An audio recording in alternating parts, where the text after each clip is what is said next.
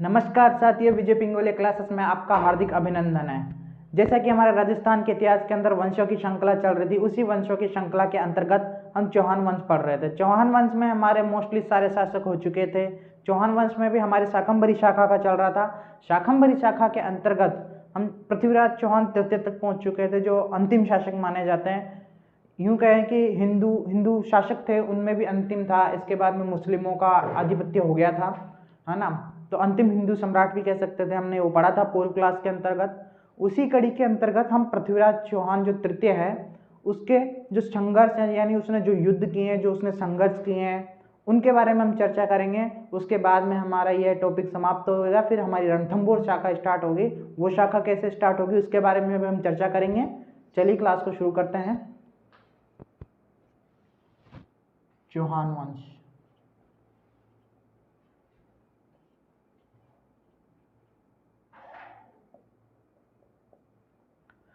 चौहान वंश में दोस्तों हमारा पृथ्वीराज तृतीय चल रहा था। पृथ्वीराज तृतीय। इसके अगर शासनकाल की हम बात कर चुके थे, फिर भी मैं लिख देता हूं 1177 से 92। ठीक है दोस्तों, मतलब हम इसके बेसिक चीज तो हम पढ़ चुके थे। अब बेसिक के अंतर्गत हम संघर्ष की चर्चा कर लेते हैं। तो हम प्रथम संघर्ष की अगर हम बात करते हैं, तो पृथ्वीराज तृतीय ने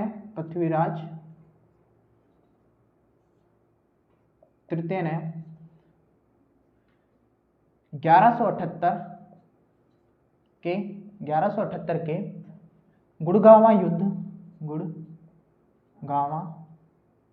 गुड़गांव के युद्ध दोस्तों, गुड़गांवा युद्ध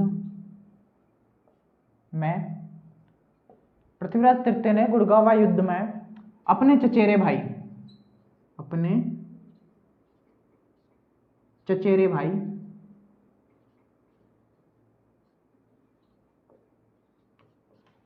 नागार्जुन के दमन किया। नागार्जुन का दमन किया। चचेरे भाई नागार्जुन का दमन किया, विद्रोह का दमन किया। ठीक है, दमन किया। पृथ्वीराज तृतीय ने 1178 में गुड़गांवा के युद्ध में अपने चचेरे भाई नागार्जुन का दमन किया। अब हम नेक्स्ट संघर्ष की अगर हम चर्चा करें, उससे पहले एक मैप बना लेते हैं राजस्थान का।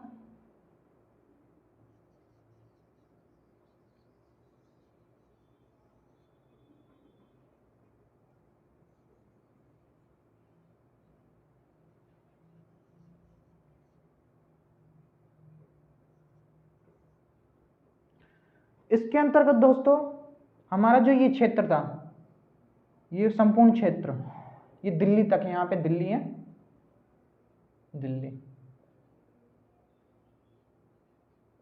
ठीक है दोस्तों, जो दिल्ली तक का ये क्षेत्र था, ये इधर भटिंडा, ठीक है। ये जो क्षेत्र था दोस्तों, ये क्षेत्र था हमारे चौहानों का। किनका? चौहानों का। और वैसे इनकी कई सारी शाखाएं भी थी, जो इस जगह थी, यहाँ कोटा हाड़ौती वाली, ऐसे कुछ शाखाएं थी, है ना। ये क्षेत्र था हमारा चौहानों का। अब इधर आ जाते हैं दोस्तों हम, ये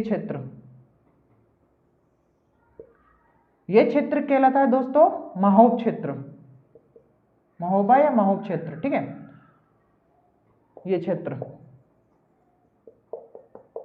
महोब क्षेत्र। ठीक है, यहीं पे आ जाते हैं दोस्तों हम इस साइड, तो ये था मालवा। ठीक है, यहीं पे आ जाता है अपना गुजरात। ठीक है, चालुक्यों का वंश, चालुक्यों का शासन था, चालुक्यों का। ठीक है, गुजरात। ये कुछ क्षेत्र थे। और एक और हम चर्चा करना भूल गए, यहाँ पे सतलंज प्रदेश, जो अपना ये सतलंज वाला यहाँ का इलाका नहीं है, सतलज प्रदेश,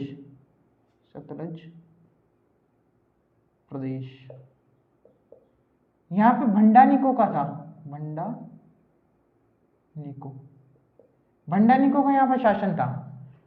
तो हम एक एक कड़ी के अंतर्गत इनकी चर्चा करते हैं, कैसे कैसे इनसे संघर्ष हुआ। ठीक है, और यहाँ पे अपना कन्नौज पड़ता है, कन्नौज का, इसकी भी हम चर्चा करेंगे। ठीक है। अब हम सबसे पहले चर्चा करते हैं, पहले तो हमने चर्चा कर ली कि गुड़गांव के युद्ध में अपने इसने चचेरे भाई को परास्त किया। नेक्स्ट हम चर्चा करते हैं भंडानिको से, ठीक है।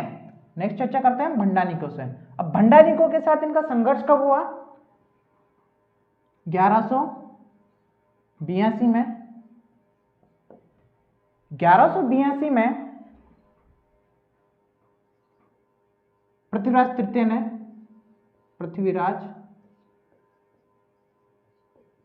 ने 1182 में पृथ्वीराज तृतीय ने सतलज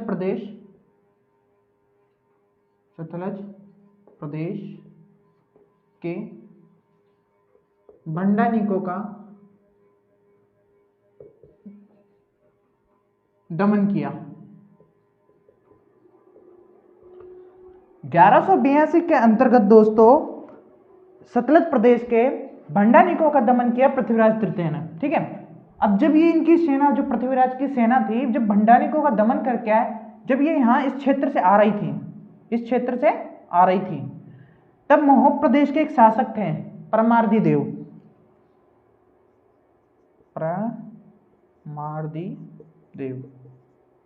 चंदेल शासक, परमार्दी देव चंदेल, ठीक है। ये शासक थे। इनकी सेना ने, जो ये घायल सेना जब यहाँ से युद्ध करके आ रही थी, हारी थकी, तो जब ये महोब प्रदेश से यहाँ से गुजर रही थी, तब इनकी सेना ने इनके ऊपर आक्रमण के कई सैनिकों को मार दिया। तो ये एक युद्ध का कारण बन गया महोब प्रदेश के परमार्दी देव के साथ। और दूसरा, इनके पास यहाँ सीमा विवाद भी था, यहाँ अपना चौहानों का कुछ था क्षेत्र, तो इनके सीमा विवाद भी था, है ना। तो हम इसकी चर्चा कर लेते हैं, महोब के साथ संघर्ष। महोब प्रदेश के साथ संघर्ष।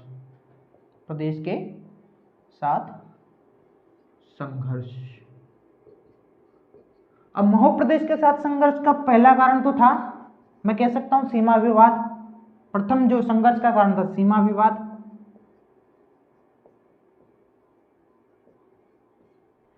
द्वितीय कारण मैं ये कह सकता हूं, जब ये भंडानिको का जब दमन करके आ रही थी ये सेना, तब ये इनके महोब के जो सैनिक थे, उन्होंने पृथ्वीराज तृतीय की सेना पे क्या आक्रमण करके उनका क्या किया, कई लोगों का कत्ल कर दिया। द्वितीय कारण मैं कह सकता हूं कि पृथ्वीराज तृतीय की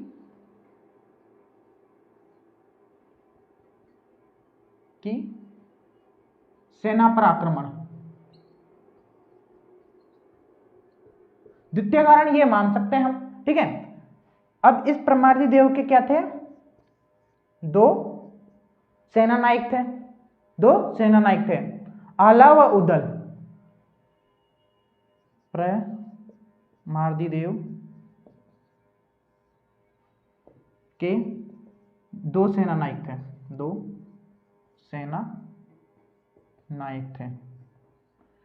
परमार्दी देव के दो सेना नायक थे, आला व उदल।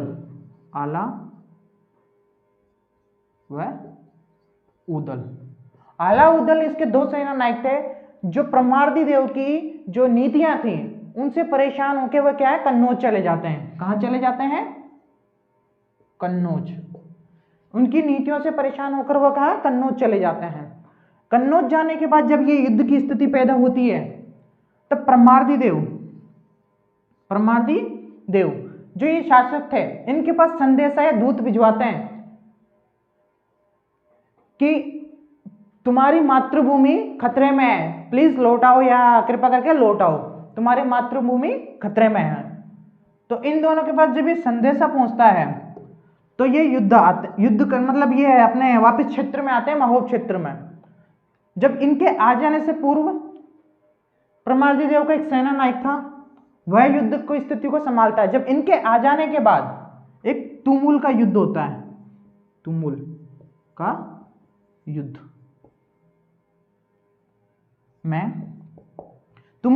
होता है। इस युद्ध के अंतर्गत दोनों सेना नायक वीरगति को प्राप्त होते हैं। युद्ध में आला व उदल वीरगति को प्राप्त होते हैं।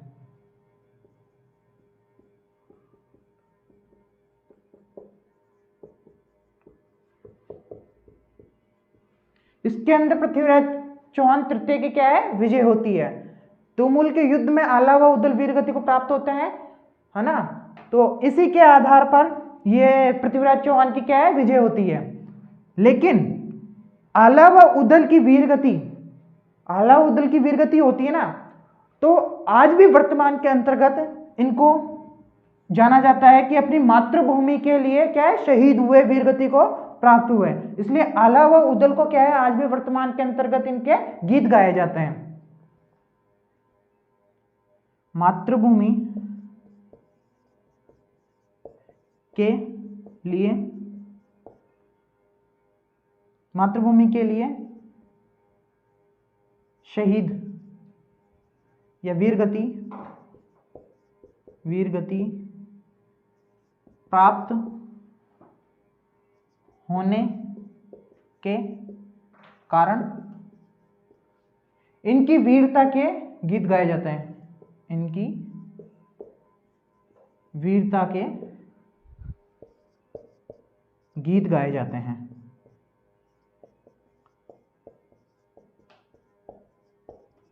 आला उदल की वीरगति, जो मातृभूमि के लिए उन्होंने अपनी जान न्यौछावर की, उसकी वीरता के लिए इनके लिए आज भी क्या है, गीत गाए जाते हैं। नेक्स्ट हम बात करते हैं चालुक्यों के साथ संघर्ष।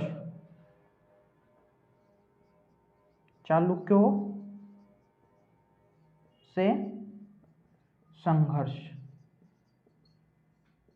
चालुक्यों से संघर्ष की अगर हम चर्चा करें तो यहां हमारे दो कारण होते हैं मुख्यतः। प्रथम कारण तो था कि भीम सिंह द्वितीय यहाँ के शासक थे, चालुक्य शासक गुजरात के। तो भीम सिंह द्वितीय ने पृथ्वीराज तृतीय के पिता सोमेश्वर की क्या कर दी थी, हत्या कर दी थी। प्रथम कारण ये मान सकते हैं हम कि पिता की हत्या प्रथम कारण तो हम मान सकते हैं कि पृथ्वीराज तृतीय के पिता की हत्या, ये कारण मान सकते हैं। सेकंड कारण की अगर हम बात करें तो यहां हमारा आबू प्रदेश पड़ता है, आबू, परमारों का। परमार यहाँ पे क्या थे, परमार शासक थे, है ना। तो इन परमारों की एक राजकुमारी थी, इक्षणी देवी, जिससे भीम सिंह और अपना पृथ्वीराज तृतीय दोनों विवाह करना चाहते थे। जब ये दोनों इनसे विवाह करना चाहते थे तो इन दोनों के मध्य क्या संघर्ष होता है ना। एक तो ये कारण था, यानी कि परमार राजकुमारी इक्षणी देवी से विवाह, परमार राजकुमारी इक्षणी देवी से विवाह। तृतीय कारण की बात करें, जो डॉक्टर दशरथ शर्मा है, उन्होंने क्या बताया, सीमा विवाद। डॉक्टर दशरथ शर्मा ने सीमा विवाद बताया।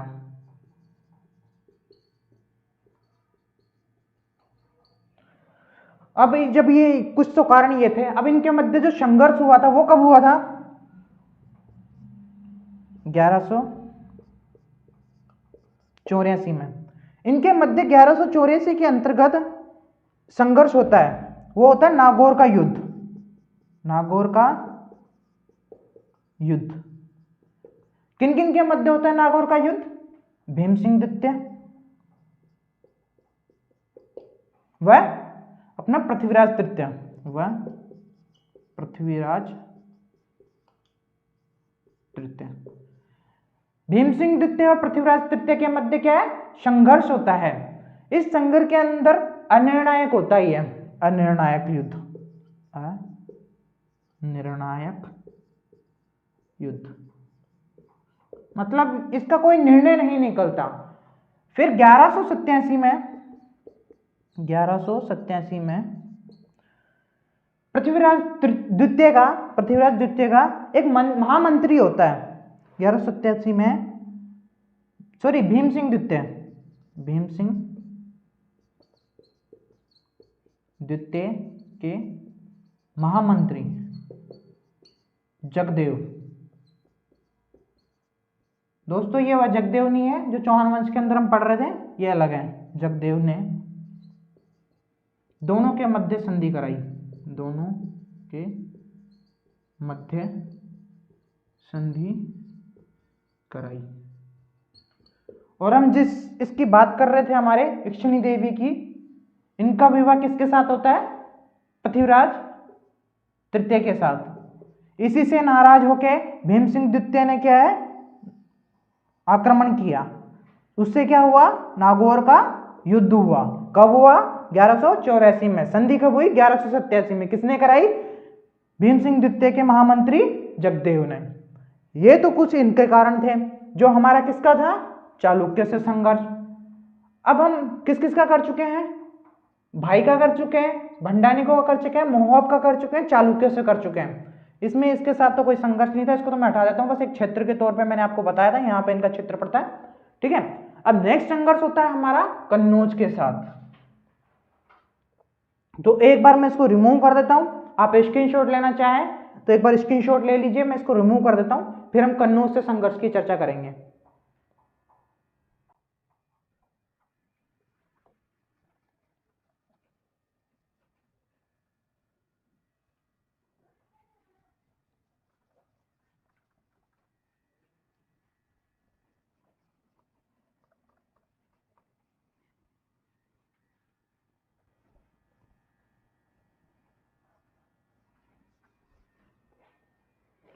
अब हम एक बार कन्नौज की चर्चा कर लेते हैं। कन्नौज से संघर्ष। एक बार थोड़ा इसको भी रिमूव करके थोड़ा प्रॉपरली बना देता हूं।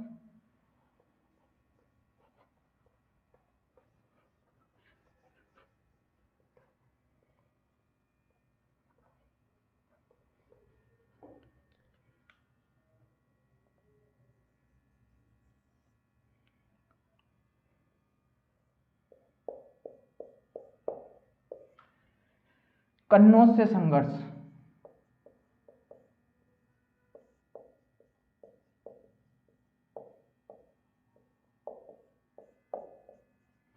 कन्नौज से संघर्ष की अगर हम चर्चा करें तो कन्नौज हमारा यहां इस जगह पड़ता है।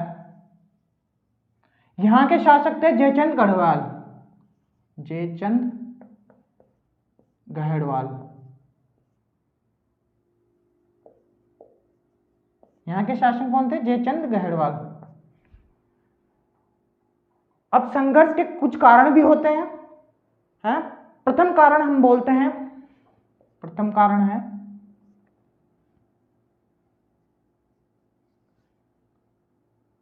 जो दिल्ली के तोमर शासक थे, दिल्ली के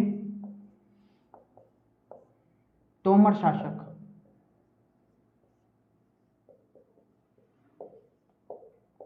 दिल्ली के तोमर शासक थे,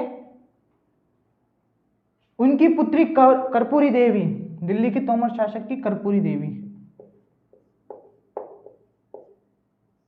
इनका विवाह सोमेश्वर से हुआ था।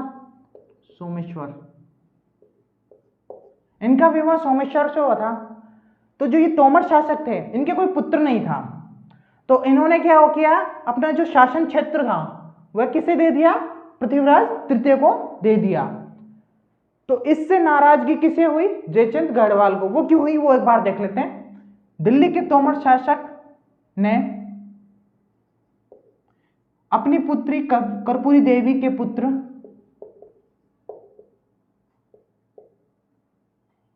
पृथ्वीराज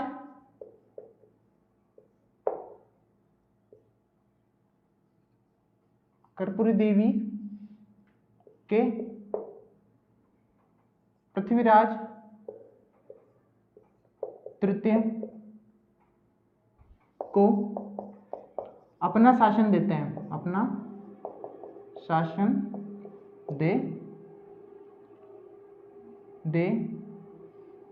देते हैं, अपना शासन दे देते हैं। ठीक है। तो इससे नाराजगी किसे होती है? इसके जो तोमर शासक थे, इनकी दूसरी पुत्री का विवाह, दूसरी तोमर शासक की दूसरी पुत्री का विवाह गहड़वाल शासक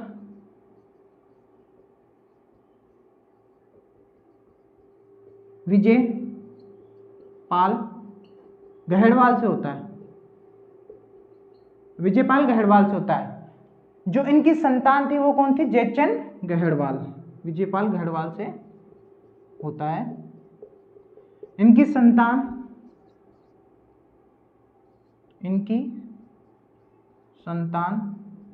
जयचंद गहड़वाल होती है, जयचंद गहड़वाल होती है।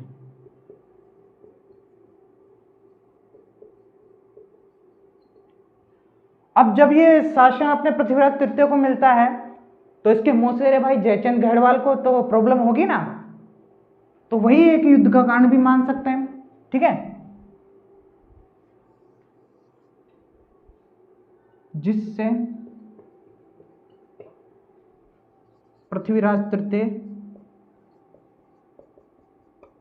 को शासन मिलने पर मौसेरा भाई जयचंद गहड़वाल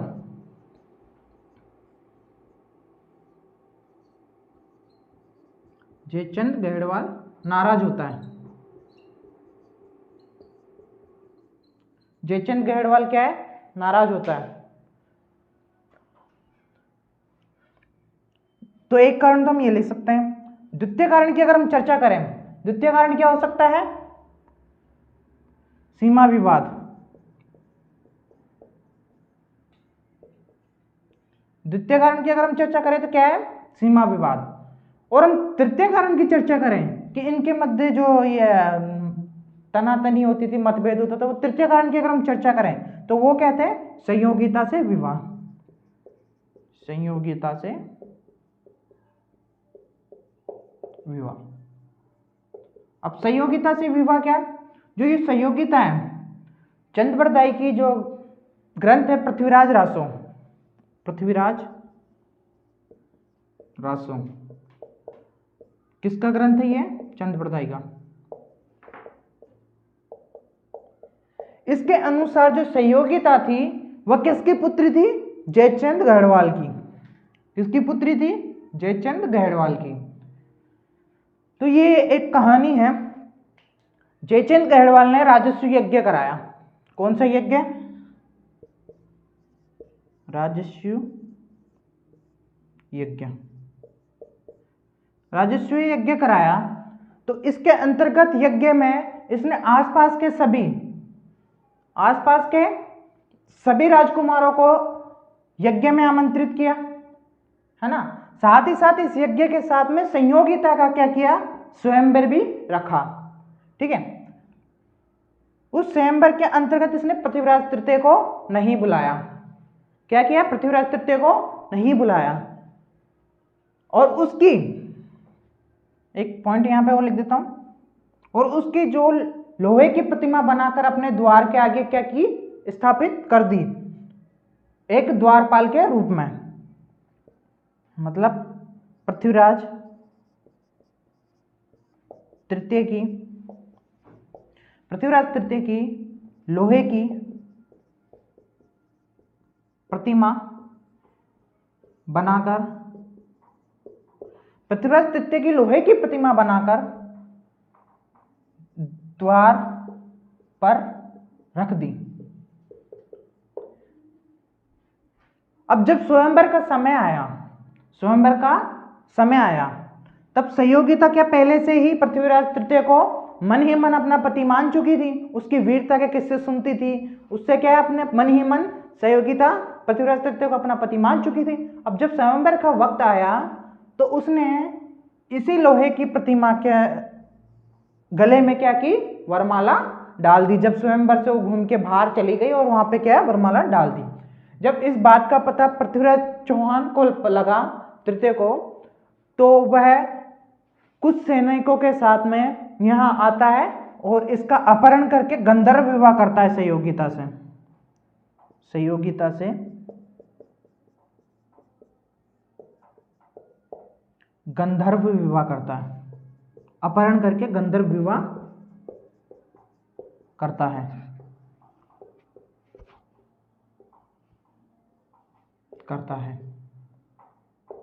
ठीक है, जब उसको पता चलता है कि सहयोगिता ने मेरी लोहे की प्रतिमा के ऊपर वरमाला डाल दी है, तो वह वहां से रवाना होता है और कन्नौज जाकर इसका अपहरण करके गंधर्व विवाह करता है।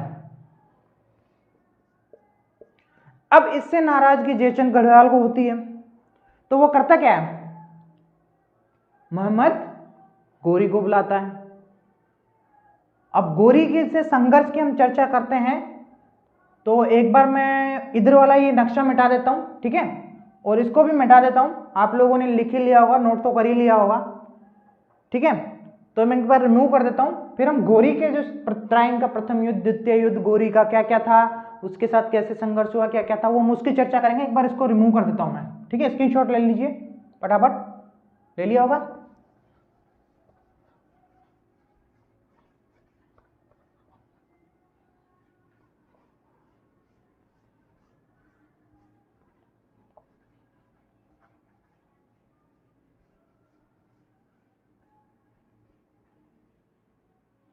अब हम आते हैं गोरी पे, मोहम्मद गोरी से संघर्ष।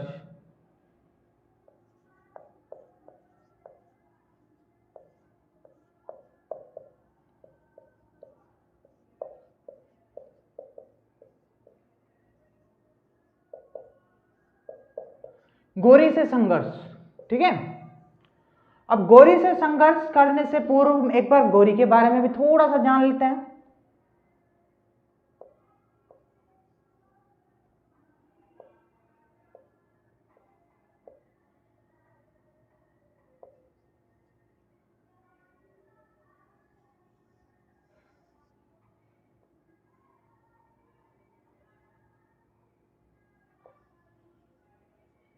ये हमारा भारत है, ठीक है। यहीं पे हमारा क्या पड़ता है, पाकिस्तान।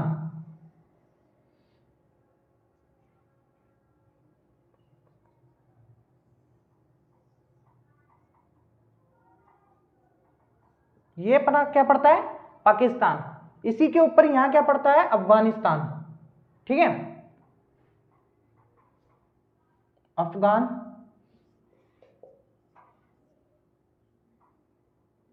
पाक, ठीक है। ये अपना भारत, ठीक है। ये कुछ एक नक्शा है, यहीं पे गौर प्रदेश पड़ता है, गौर। गौर प्रदेश पर शासन किसका था, गौर प्रदेश अफगानिस्तान में पड़ता है। गौर प्रदेश पर गयासुद्दीन गोरी का शासन था, गोरी का शासन था,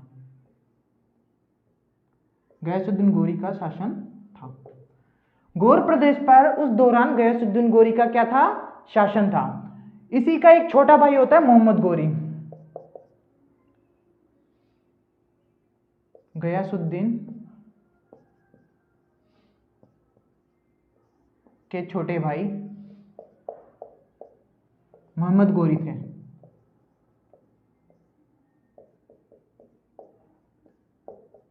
गयासुद्दीन के छोटे भाई कौन थे, मोहम्मद गोरी। इनका अगर मूल नाम की बात करें, शिहाबुद्दीन, शिहाबुद्दीन गोरी। इनका मूल नाम क्या था, शिहाबुद्दीन गोरी। अब जब शिहाबुद्दीन गोरी को, इस शिहाबुद्दीन गोरी को 1173 में 1173 में मोहम्मद गोरी को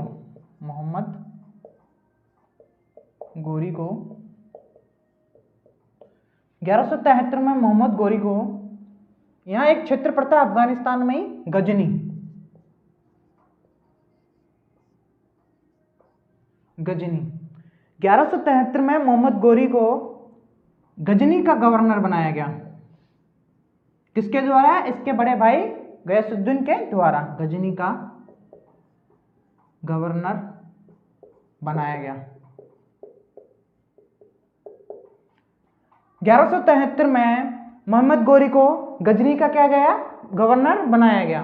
कब बनाया गया, यहां पे भी एक बार डेट लिख देता हूं मैं, 1173। अब जब 1173 में से गजनी का गवर्नर बनाया गया, तो उसी दौरान इसका मतलब बंद किया कि मेरे को गजनी तक सीमित नहीं रहना है, मुझे और आगे बढ़ना है। तो इसने पाकिस्तान के यहाँ पे मुल्तान पड़ता है,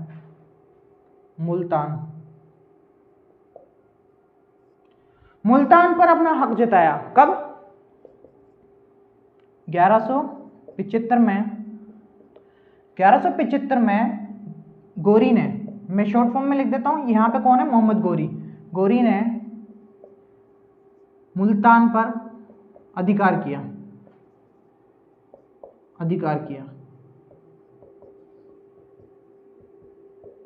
1175 में मोहम्मद गोरी ने मुल्तान पर अधिकार किया। मुल्तान कहाँ है? पाकिस्तान के अंतर्गत। अब यहां से इसकी जो एक मैं वो बता देता हूं कड़ी, गौर से यहां से इसको गवर्नर बनाया गया। गवर्नर से फिर इसकी महत्वाकांक्षी शासक था, तो इसे कहां पे शासन किया फिर? मतलब अपने अधिकार क्षेत्र में किसको मिलाया? मुल्तान को। अब मुल्तान से ये बढ़ता है हमारे यहां पे आबू, और आबू उस समय क्षेत्र किसके अंतर्गत आता था? गुजरात के चालुक्य भीम सिंह द्वितीय में।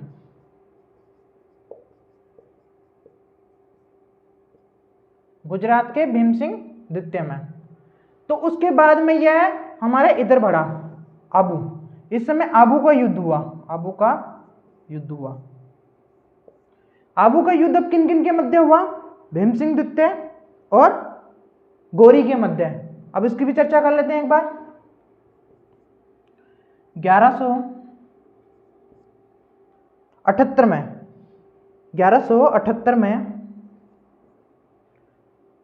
गोरी ने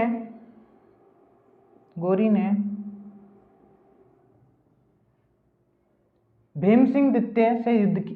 गोरी ने आबू के युद्ध में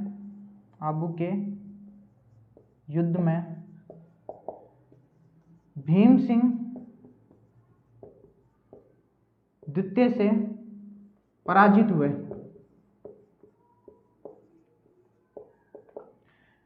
आबू के युद्ध में भीम सिंह द्वितीय से गोरी पराजित हुए। कब? 1178 के अंतर्गत।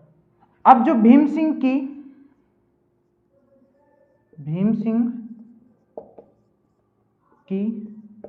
सेना का नेतृत्व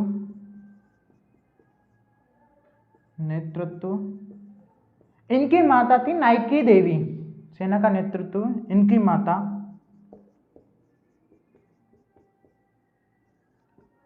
नाइकी देवी ने किया।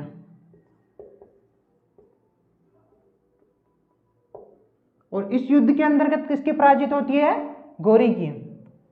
अब यहां से ये क्या है? वापस इधर लौट जाता है पाकिस्तान की साइड। यहां पे एक क्षेत्र पड़ता है अपना सियालकोट। पाकिस्तान के अंतर्गत ही पड़ता है। क्या है? सियालकोट।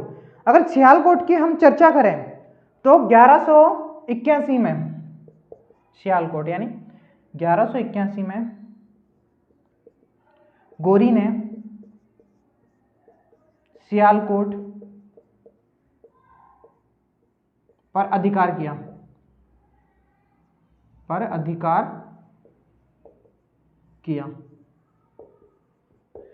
1181 में गोरी ने क्या किया? सियालकोट पर अधिकार किया। यहां से अधिकार करने के बाद थोड़ा ये आगे बढ़ता है इधर लाहौर की तरफ। सियालकोट से फिर क्या बढ़ता है? ये लाहौर की तरफ। यहां क्या पड़ता है? लाहौर। ठीक है, लाहौर की तरफ बढ़ता है। तो लाहौर पर कब अधिकार किया फिर इसने? 1185 में। 1185 में इसने किसने? गोरी ने। इसमें लिख ही देता हूं। 1185 में गोरी ने लाहौर पर अधिकार किया।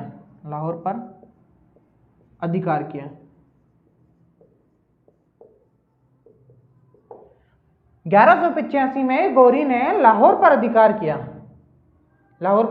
अधिकार किया। अब ये जब लाहौर तक आ जाता है तो हमारे यहाँ पे राजस्थान के अंतर्गत यहाँ पे क्या थी? चौहानों की क्या थी? शासन था।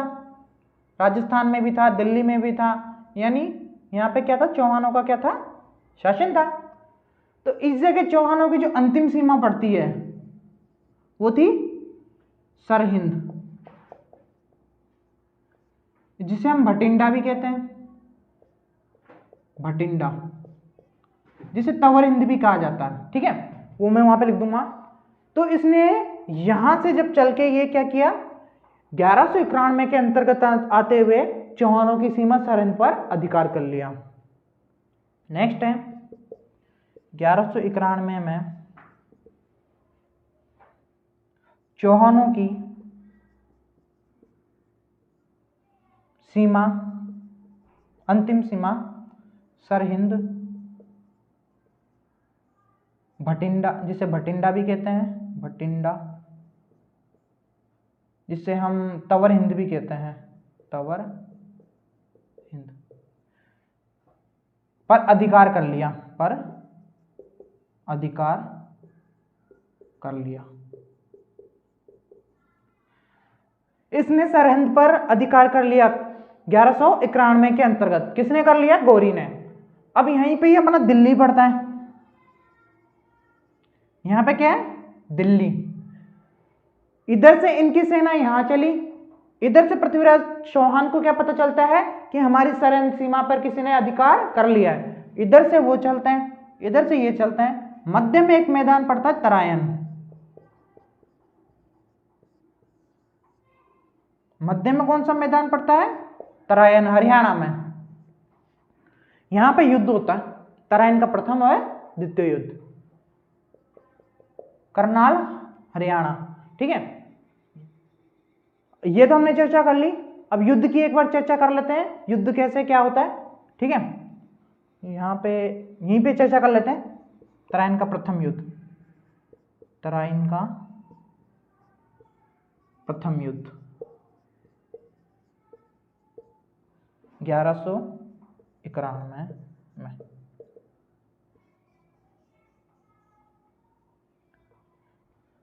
मोहम्मद गौरी ने, हम एक डिटेली पॉइंट टू पॉइंट वाली चर्चा कर रहे हैं। मोहम्मद गौरी ने चौहानों की सीमा सरहिंद पर अधिकार कर लिया, पर अधिकार कर लिया। इसकी चर्चा मिलने पर, इसकी सूचना मिलने पर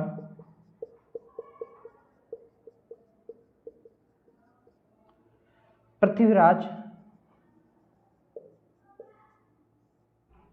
दिल्ली से रवाना होते हैं, दिल्ली से रवाना होते हैं, दिल्ली से रवाना होते हैं दोनों सेनाएं, वो भी उधर से रवाना होता है, दोनों सेनाएं आपस में तराइन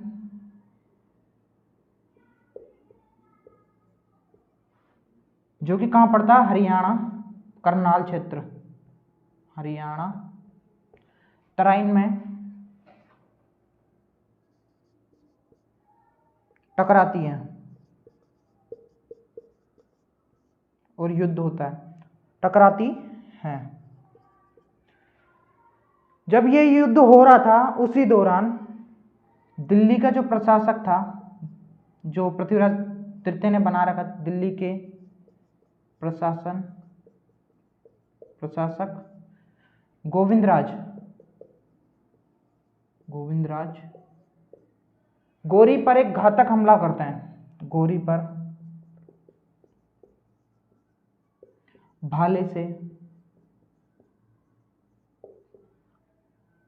घातक हमला करते हैं, घातक हमला करते हैं, गौरी पर घातक हमला करते हैं, जिससे गौरी घायल हो जाता है और उसकी सेना वहां से गजनी चली जाती है। गौरी पर घातक हमला करता है जिससे गौरी घायल हो जाता है। वह उसकी सेना भाग जाती है।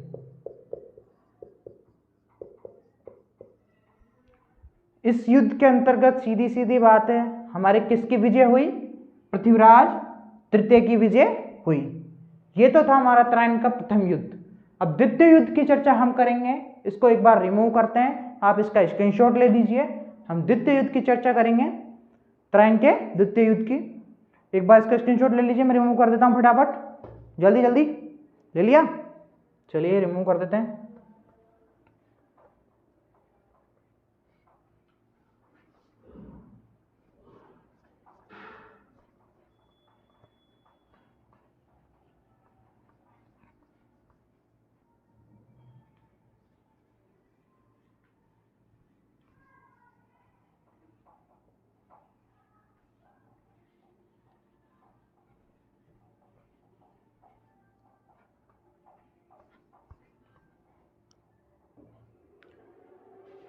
त्रायन का द्वितीय युद्ध।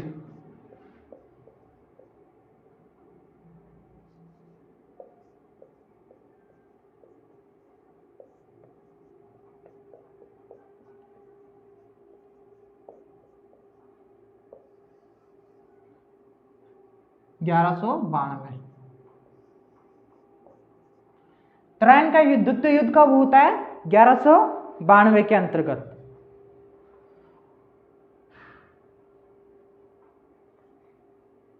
ठीक है।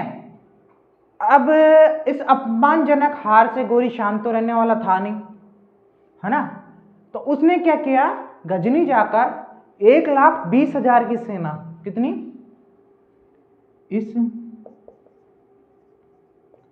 अपमान जनक हार से, इस अपमानजनक हार से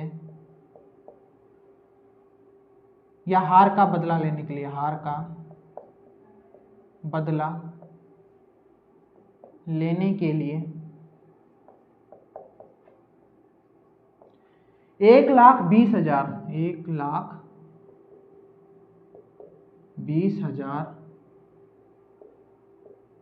सेना खड़ी करता है, सेना खड़ी करता है। 1,20,000 की सेना क्या करता है? खड़ी करता है। उससे पहले अपना ये एक सरवंता अधिकार हो गया था, जिसके बाद में त्रायन का जो प्रथम युद्ध हुआ था, जो विजय हो गए, तो उसके बाद में उन्होंने सरहद पर पुनः अधिकार कर लिया था। अब क्या 1,20,000 की सेना खड़ी करता है अपमानजनक हार के बाद में। अब उसके बाद में ये लाहौर आता है। लाहौर आकर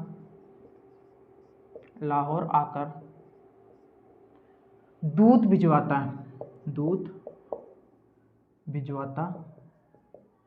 है, कि हमें संधि करनी है,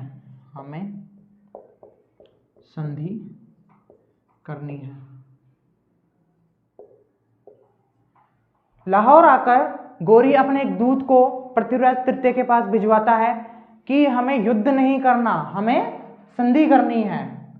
तब पृथ्वीराज द्वितीय उसी दूत को क्या कहते हैं कि या तो वह गजनी लौट जाए या फिर वह युद्ध क्षेत्र में आकर मिले। ठीक है। पृथ्वीराज तृतीय संदेश भिजवाते हैं, या तो गजनी लौट जाए या युद्ध क्षेत्र में आए, युद्ध क्षेत्र में युद्ध करें। ठीक है। उसके बाद में जब ये संदेशा वापस गोरी के पास पहुंचता है, फिर गोरी दोबारा से एक दूत को भेजता है कि हम युद्ध नहीं चाहते हैं। क्या? हम युद्ध नहीं चाहते हैं, हम संधि चाहते हैं। हमने हमारे भाई के पास संदेशा भिजवाया है गजनी, जैसे ही वह दूत आता है हम संधि कर लेंगे। अब पृथ्वीराज चौहान को भी लगा, उसके जो सामंत थे उनको भी लगा कि जब संधि के लिए वो तैयार था, हमें संधि कर लेनी चाहिए। ठीक है। तो पृथ्वीराज संधि हेतु तराइन मैदान में आते हैं।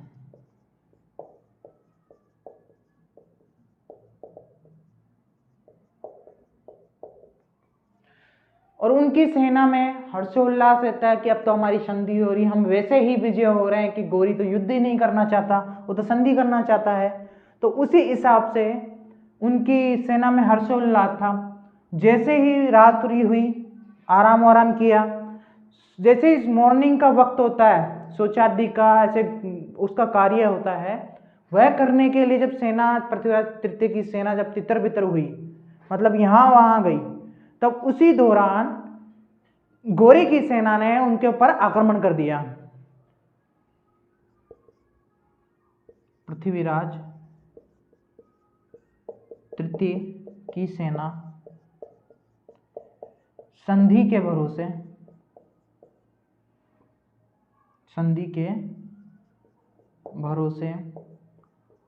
हर्ष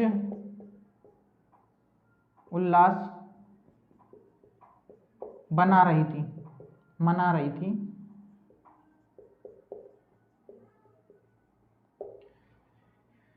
जैसे ही सुबह शौचादि कार्य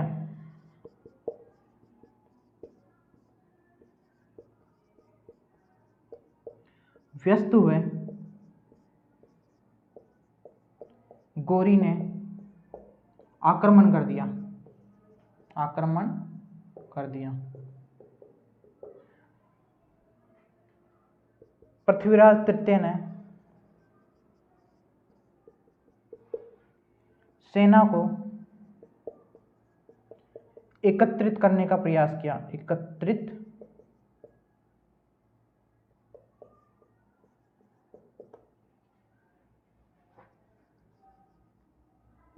एकत्र करने का प्रयास किया। एकत्र करने का प्रयास तो किया, जैसे तैसे उन्होंने युद्ध करने की कोशिश की, लेकिन सफलता नहीं मिली। और वह इसी दौरान जब युद्ध में नहीं लड़ पाए तो वह यहाँ से बचकर सिरसा निकल जाते हैं। यहाँ से बचकर सिरसा हरियाणा में पड़ता है, सिरसा निकल जाते हैं।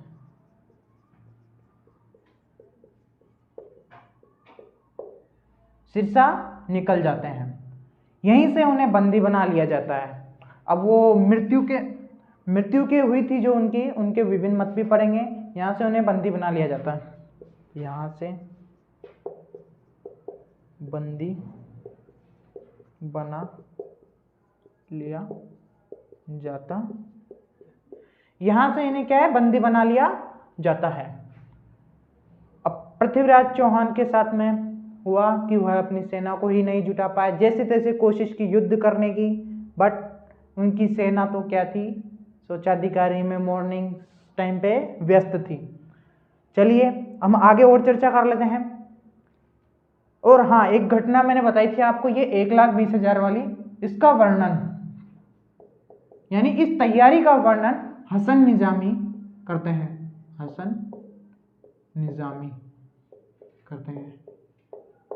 अपनी पुस्तक के अंतर्गत, ताज उल मसूदी। अपनी पुस्तक के अंतर्गत हसन निजामी करते हैं कि गोरी ने यहां से अपमानजनक हार के बाद में 1,20,000 की सेना एकत्रित की और लाहौर आया और लाहौर से संधि का छलावा भेजा।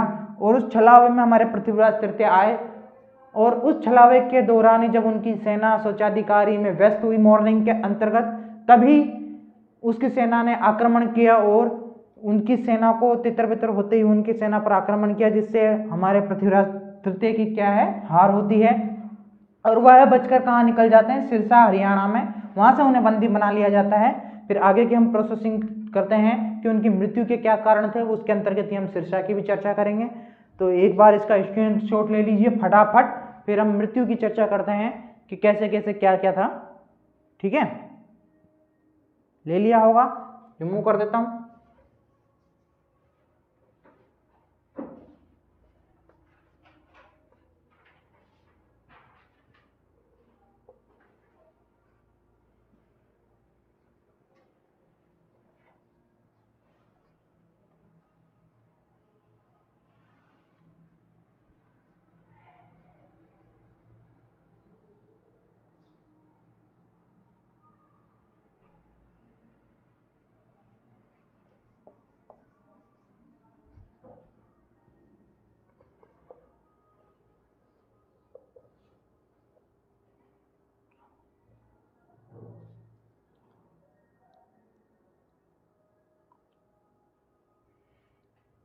पृथ्वीराज तृतीय के, हेडिंग लगा के लिख लीजिए आप बेशक इसको, पृथ्वीराज तृतीय के मृत्यु संबंधी मत, मृत्यु संबंधी मत।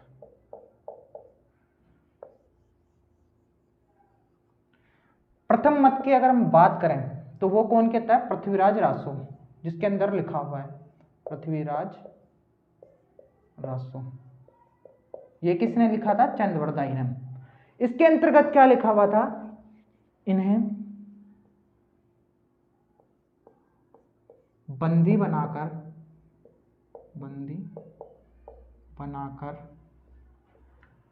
इन्हें बंदी बनाकर गजनी ले जाया गया, गजनी ले जाया गया और इनकी आंखें फोड़ दी गई, और इनकी आंखें फोड़ दी गई, गजनी ले जाया गया और इनकी आंखें क्या की गई? फोड़ दी गई। ठीक है, और इन्हें सर झुकाने के लिए कहा गया, और इन्हें सर झुकाने के लिए कहा गया। पृथ्वीराज चौहान तृतीय ने सर नहीं झुकाया और सिर काटने के आदेश दे दिए गए, सिर काटने के आदेश दिए गए, सिर काटने का आदेश दिया गया। उतने में ही चंद्रबरदाई आ जाते हैं, उतने में चंद्रबरदाई आ जाते हैं और पृथ्वीराज की शब्द भेदी कला के बारे में बताते हैं, कला के बारे में बताते हैं। चंद्रबरदाई आते हैं और बादशाह गौरी से कहते हैं कि गौरी, पृथ्वीराज चौहान हमारे शब्द भेदी कला के अंतर्गत माहिर है। तो गौरी यह बात जानकर अचंभित हो जाता है कि आखिर ये है क्या, कौन सी कला है ना। तो उसकी मन के अंतर्गत यह जिज्ञासाएं पैदा हो जाती है कि आखिरकार शब्द भेदी कला है क्या, है ना। तो उसी दौरान गौरी उसको कहता है कि मुझे ये जानना है कि शब्द भेदी कला है क्या है। तो वह उस कला को देखने के लिए इतना जिज्ञासु हो जाता है कि देखना चाहता था कि वो कला क्या है। तो चंद्रबरदाई कहता है कि पृथ्वीराज चौहान को एक धनुष और बाण दिया जाए और उसकी आंखों पे पट्टी बांध दी जाए, लेकिन वो तो ऑलरेडी आंखों से क्या थे, आंखें फोड़ दी गई थी। तो पृथ्वीराज को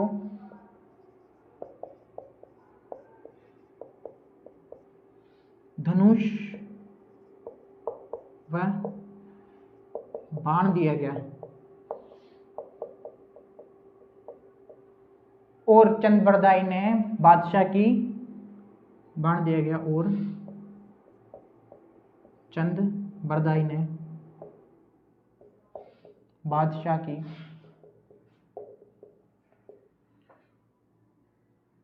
जगह के बारे में बता दिया। और वो बताया कैसे? कैसे बताया दोस्तों? 4 बांस 24 गज अंगुल अष्ट प्रमाण। 4 बांस 24 गज अष्ट अंगुल प्रमाण। 4 बांस 24 गज अष्ट अंगुल प्रमाण पर बादशाह। 4 बांस अष्ट अंगुल प्रमाण पर बादशाह मत चूके चौहान। क्या था? एक बार मैं लिख देता हूं वो श्लोक, बता दिया क्या था। 4 बांस 24 गज 24 गज अष्ट अंगुल प्रमाण। 4 बांस 24 गज अष्ट अंगुल प्रमाण पर बादशाह मत चूके चौहान।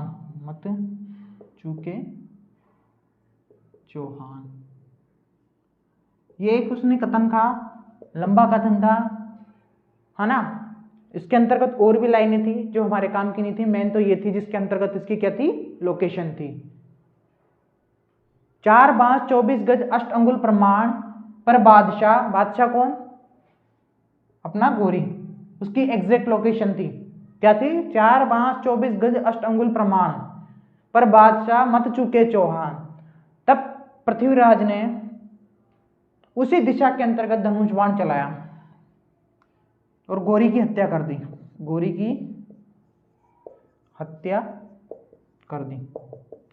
जैसे ही यह धनुष बाण गोरी की तरफ चलाया, गोरी की हत्या हो गई।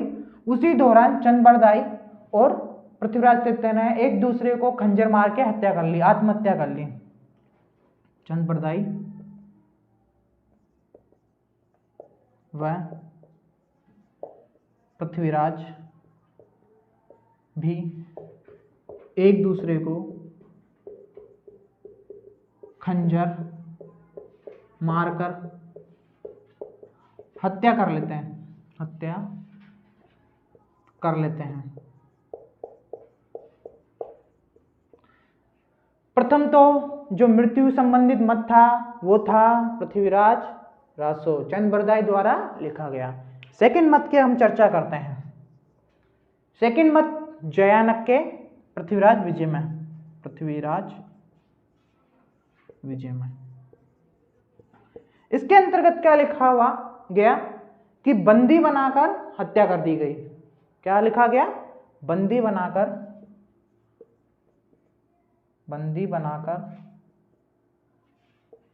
हत्या कर दी गई। बंदी बनाकर क्या कर दी गई? हत्या कर दी गई। किसने लिखा? बात तो वही है कि सिरसा से बंदी बनाया गया, फिर बाद में गजनी ले जाकर क्या कर दी गई? हत्या कर दी गई। सेकंड मत की बात करें हम तो पृथ्वीराज प्रबंध की बात करते हैं। पृथ्वीराज प्रबंध, इसकी अगर हम चर्चा करें तो इन्हें बंदी बनाकर, किन्हें? पृथ्वीराज को बंदी बनाकर अजमेर लाया गया।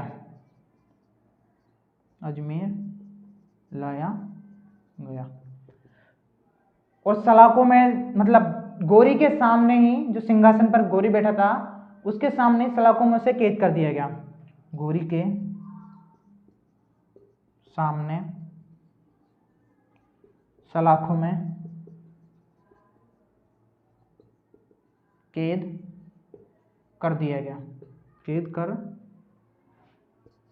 दिया गया। जब गोरी उसी के सिंहासन पर बैठा था, उसी के सामने, तब इस बात का पृथ्वीराज को क्या लगता है? गुस्सा आता है इस पे। तो वह अपने प्रधानमंत्री, याद करिए दोस्तों, मैंने आपसे कहा था प्रधानमंत्री प्रताप सिंह हमारे आगे आएंगे, उसके बारे में कुछ चर्चा है। पिछली क्लास में मैंने कहा था, याद करिए दोस्तों। जब गुस्सा आया उन्हें तो उसने अपने प्रधानमंत्री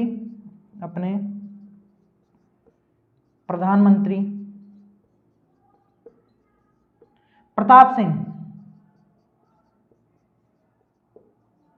सिंह को धनुष बाण लेने के लिए कहा, धनुष बाण लाकर देने के लिए कहा, धनुष बाण मंगवाया।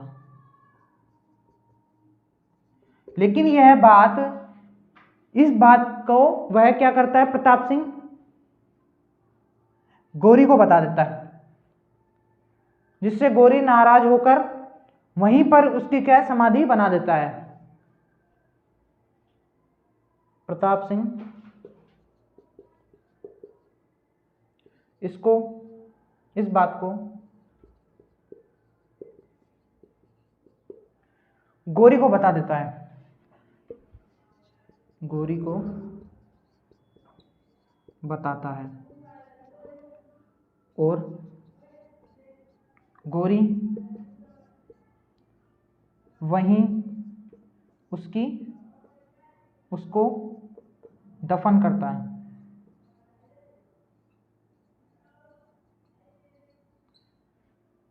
यह तो एक मत हुआ। नेक्स्ट मत की अगर हम चर्चा करें तो वो था हमारा विधि विरुद्ध विध्वंस। चौथे मत की अगर हम चर्चा करें, विधि विरुद्ध विध्वंस, ये एक ग्रंथ है। यह क्या कहता है दोस्तों, जो पृथ्वीराज चौहान थे वह युद्ध क्षेत्र के अंतर्गत क्या है, वीरगति को प्राप्त हो जाते हैं। क्या कहता है, युद्ध क्षेत्र में ही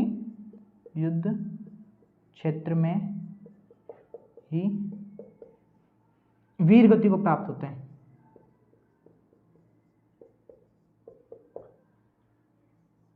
हैं। नेक्स्ट हमारा जो पॉइंट है, हमने 4 तो चर्चा कर ली। नेक्स्ट हमारा जो 5वां पॉइंट है वो है अब्बुल फजल की आईन अकबरी।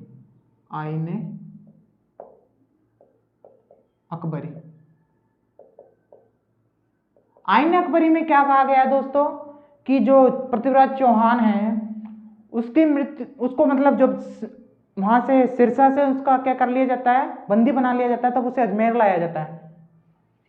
बंदी बनाकर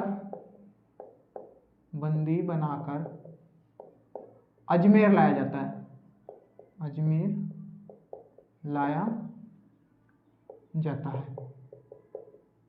फिर गजनी ले जाया जाता है, फिर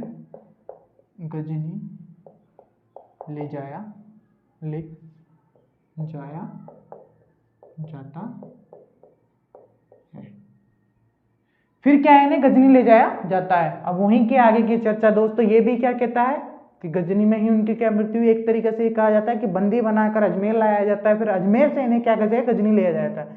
छठे मत की अगर हम चर्चा करें, छठा मत हमारा क्या कहता है,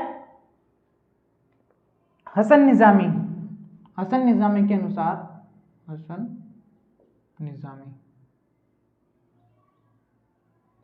इनके अनुसार इन्हें बंदी बनाकर अजमेर लाया जाता है और अधीनस्थ राजा के रूप में शासन कराया जाता है, परंतु बाद में विद्रोह करने पर इनकी क्या कर दी जाती है, हत्या कर दी जाती है। अधीनस्थ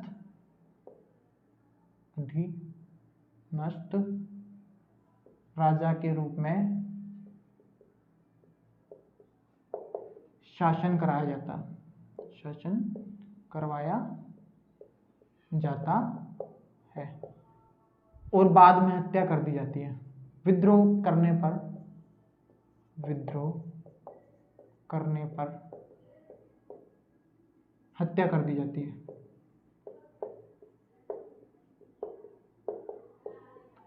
दोस्तों ये कुछ बिंदु थे जो इनकी मृत्यु से संबंधित थे, है ना। और हम अब नेक्स्ट आगे चर्चा करते हैं कि हमारे रणथंभौर शाखा की तरफ ये कैसे बढ़े। तो ये थे हमारे पृथ्वीराज चौहान के कुछ डिटेल्स जिसकी हम चर्चा कर चुके हैं। बेसिक डिटेल की हम चर्चा इससे पूर्व वाली क्लास में कर चुके थे।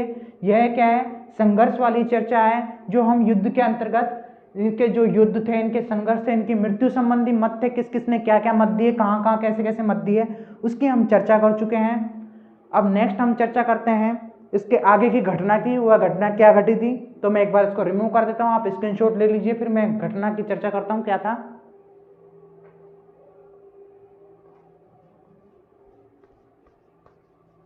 घटना की चर्चा करता हूँ, आखिरकार रणथंभौर शाखा का प्रारंभ कैसे हुआ।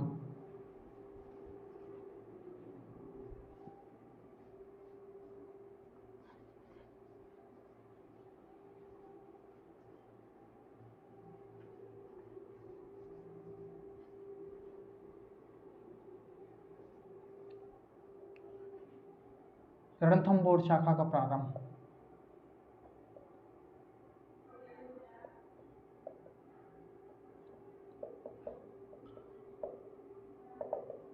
इस शाखा का प्रारंभ कैसे हुआ दोस्तों? पृथ्वीराज का पुत्र, पृथ्वीराज का पुत्र गोविंदराज। दोस्तों यह है वह गोविंदराज नहीं है जो त्रायन के प्रथम युद्ध में था, वह वहां का प्रशासक था, बट ये क्या है, इसके पुत्र हैं। किसके? पृथ्वीराज के पुत्र। नेक्स्ट शासक इसके बाद में यही बनते हैं, पृथ्वीराज के बाद में, इस शाखा के पृथ्वीराज के बाद में गोविंदराज बनते हैं। इसके शासनकाल की बात करें हम तो 1192 से 94 ये इनका शासनकाल होता है, ओनली फॉर 2 साल का। वो भी किसके अधीनस्थ के रूप में कार्य करते हैं? गौरी के अधीनस्थ के रूप में, गौरी के अधीन होकर ये कार्य करते हैं। ठीक है, जब ये शासन कर रहे थे तो पृथ्वीराज के एक भाई थे, हमने वंशावली पढ़ी थी जिसमें हम पढ़ा था हरिराज, पढ़ा था हमने। तो ये हरिराज क्या करते हैं? गोविंदराज को मारकर भगा देते हैं, मारकर भगा देते हैं। तो ये यहां से जाते हैं, यहाँ रणथंभौर में एक शाखा प्रारंभ करते हैं, जो है रणथंभौर की शाखा। अब इसके अंदर हम मोस्टली ज्यादा डिटेल हम पढ़ेंगे रणथंभौर शाखा के अंतर्गत। अब हरिराज को यहाँ पे जब ये भगा देते हैं तब ये खुद स्वयं शासन करता है। उसी दौरान 1994 में जब इसको भगाता है तो कुछ समय तक ये रहा होगा, ज्यादा से ज्यादा कुछ दिनों तक, है ना। तो 1994 मतलब 1194 में ही कुतुबुद्दीन ऐबक जो कि गौरी का क्या था? गुलाम था। कुतुबुद्दीन ऐबक अजमेर को अपने अधीन कर लेता है, अपने अधीन कर लेता है। दोस्तों इसी के साथ हमारी यह शाखा समाप्त होती है। नेक्स्ट शाखा हम पढ़ेंगे रणथंभौर की शाखा, वह पढ़ेंगे हम नेक्स्ट क्लास से। तब तक के लिए धन्यवाद, जय हिंद।